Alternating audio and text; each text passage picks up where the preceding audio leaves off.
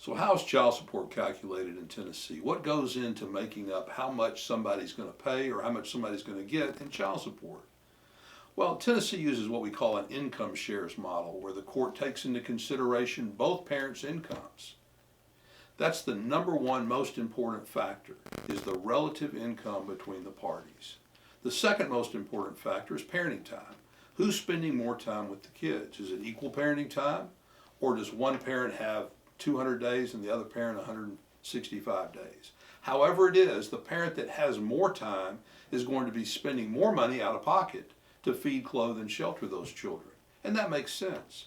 So the court's going to take that into consideration in making a child support determination. The third factor is going to be health insurance. Who's paying the health insurance for the kids? A lot of times it's work-related health care.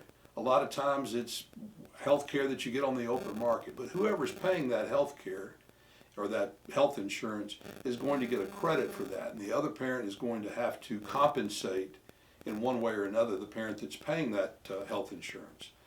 The fourth factor is work-related child care expenses. If you have to have child care because you're working and the other parent's working, then you get a credit for that on the worksheet if you're paying for that.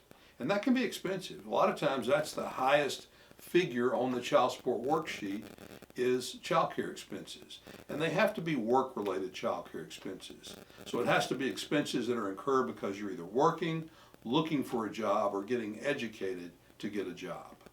The final factor is other children that you may have from a different relationship that you're either paying child support for or that are living with you. Those are the 5 factors as a general rule that go into child support. It really gets a lot more complicated than that, but that's a basic overview of child support in Tennessee.